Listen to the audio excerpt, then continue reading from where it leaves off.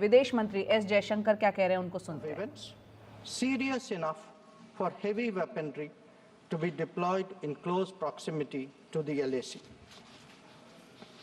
While a determined counter-deployment of adequate capability was the government's immediate response, there was also the imperative of a diplomatic effort to diffuse these heightened tensions and restore peace and tranquility.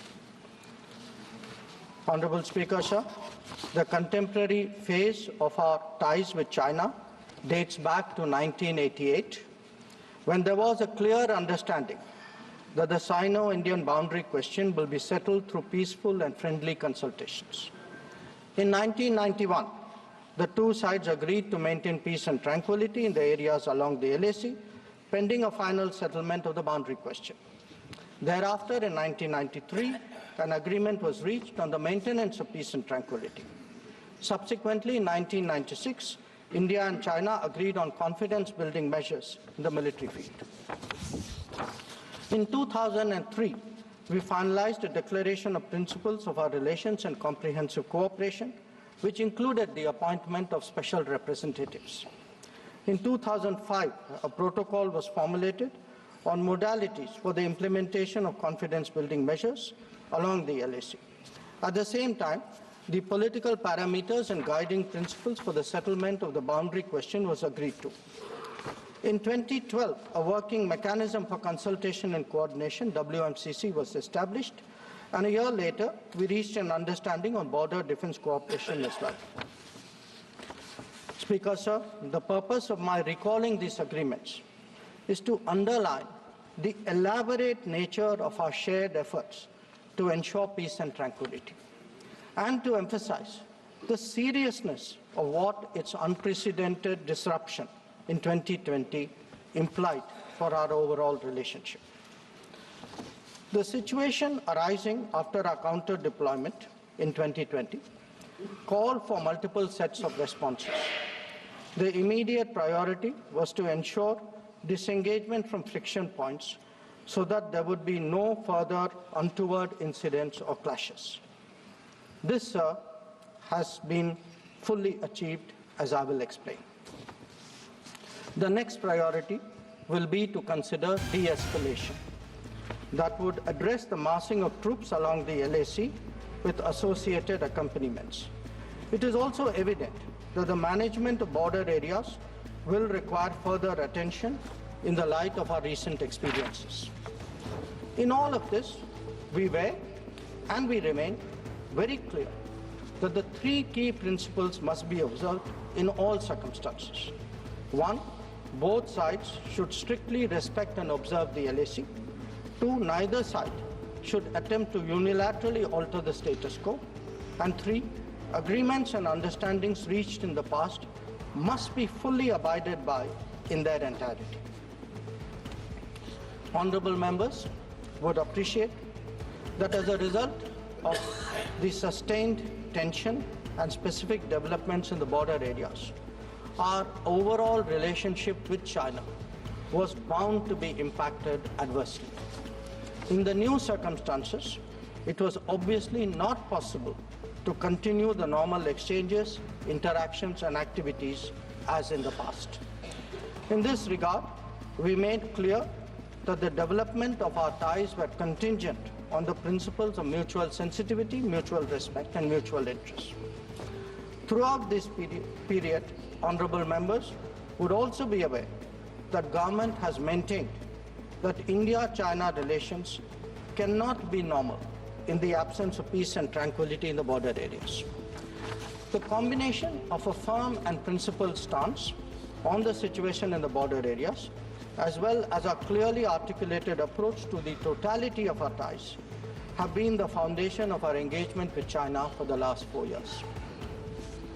We have been very clear that the restoration of peace and tranquility would be the basis for the rest of the relationship to move forward.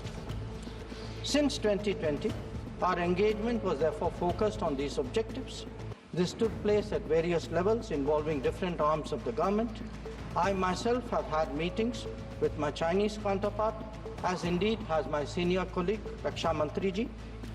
Our NSA has also engaged his Chinese counterpart, both being special representatives on the boundary question. More detailed discussions were conducted by the Working Mechanism for Cooperation and Coordination, WMCC, at the diplomatic level. Its military counterpart was the Senior Highest Military Commanders Meeting, SHMC mechanism. The interactions were naturally very tightly coordinated with a combined presence in the negotiations of both diplomatic and military officials. Since June 2020, 17 meetings of the WMCC and 21 rounds of SHMC have taken place. So, in this background, I would like, sir, to inform the House today about the agreement reached on 21 October 2024 regarding Depsang and Demchok. The twin considerations of an unstable local situation and an impacted bilateral relationship were clearly the drivers for these recent endeavors. These two areas have been the focus of our discussions in both WMCC and SHMC with the Chinese side since September 2022, when the last disengagement agreement was concluded at Hot Springs area. In the lead up to the October 21 agreement, I had discussed both the specific disengagement issue as well as the larger relationship with my Chinese counterpart in Astana on 4 July and Vientiane on 25 July. Our national security advisors, ours and the Chinese, met in St. Petersburg on 12 September, and the problem in these two areas pertained primarily to obstructions of our long-standing patrolling activity. In Demchok, there was also the question of access by our nomadic population to traditional grazing grounds, as well to sites of significance to the local people. As a result of this recent understanding, arrived at, after intensive negotiations, resumption of patrolling to the traditional areas is underway. It was initially tested by sending out patrols for verification of disengagement on the ground and is being followed up by regular activities as per the agreed understanding. Following the October 21 understanding, Prime Minister and President Xi Jinping had a meeting on the sidelines of the BRICS summit in Kazan on October 23. They welcomed the understanding and directed the foreign ministers to meet and stabilize and rebuild the relationship. The special representatives are also to oversee the management of peace and tranquility, besides exploring a fair, reasonable, and mutually acceptable solution to the boundary question. In pursuance of that, I recently held discussions with Foreign Minister Wang Yi again on the sidelines of the G20 summit in Rio de Janeiro on November 18. Raksha Mantriji has also met the Chinese Defense Minister Dong Jun at the ASEAN Defense Minister ADMM Plus meeting in Vientiane on November 20. The two ministers discussed progress on the recent agreement on disengagement, the need to address de-escalation, and the requirement of strengthening confidence-building measures. They agreed on the importance of continuing meetings and consultations at various levels. Sir, the House will remember that on October 21, the October 21 agreement is the latest in the series of an understanding in regard to the resolution of the situation at various friction points in eastern Ladakh. In the aftermath of the events in May-June 2020 and the initial disengagement in Galwan Valley in July 2020, there was a foreign ministers meeting in Moscow in 10 September 2020. The government's position at that time was that the immediate task was to ensure comprehensive disengagement of troops in all the friction areas.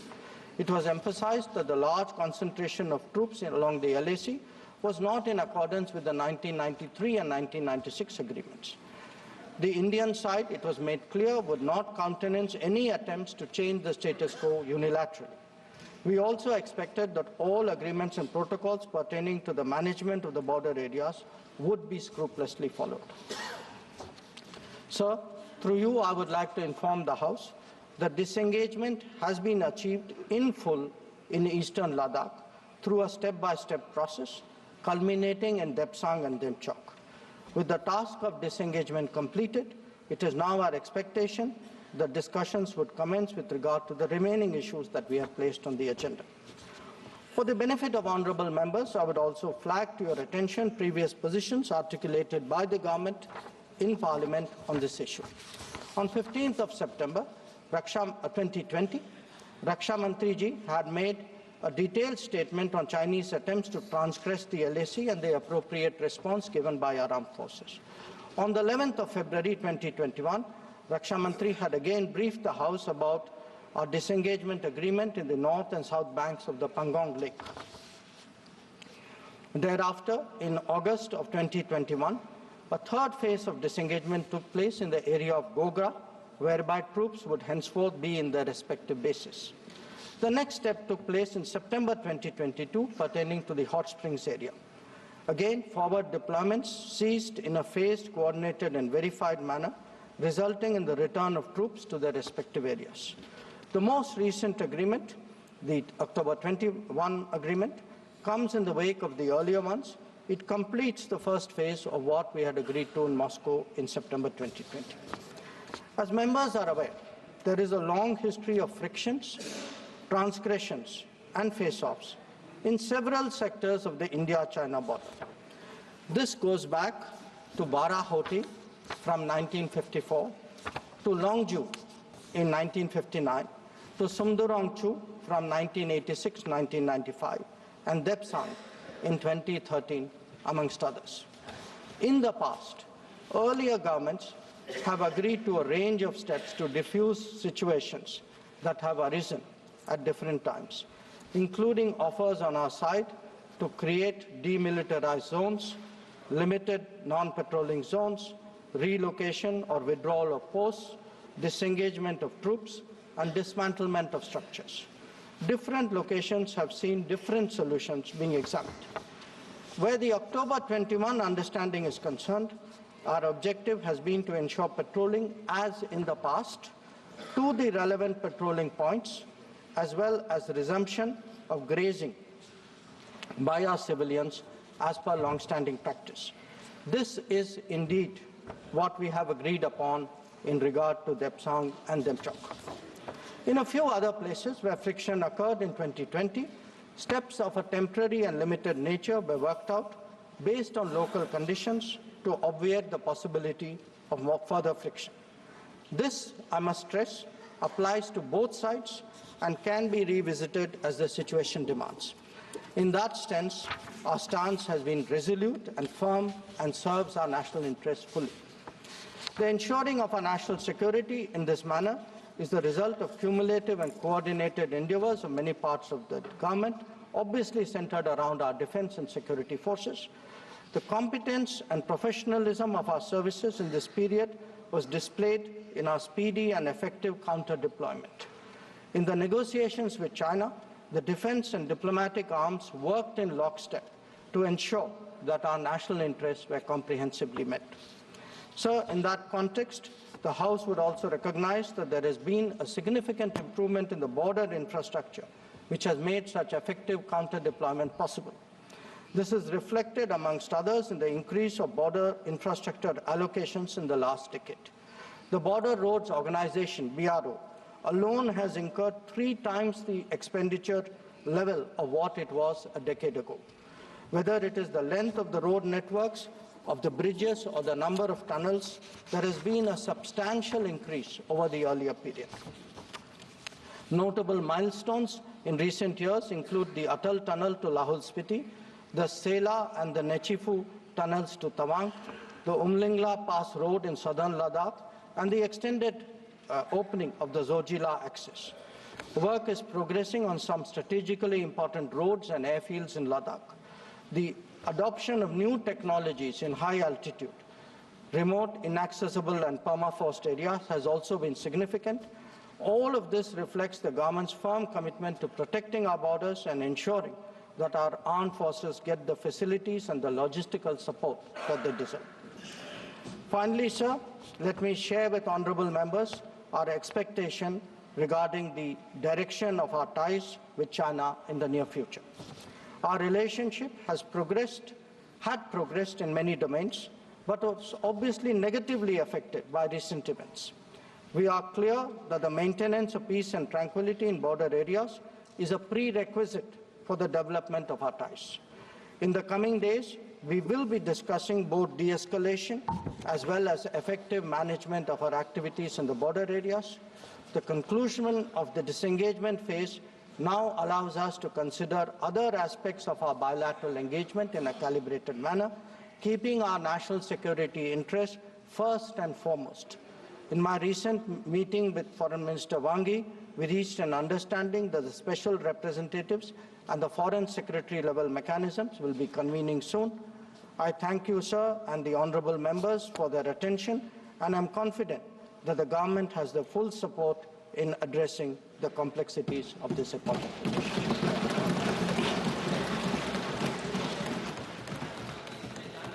इसमें discussion नहीं होता जी। Number 14।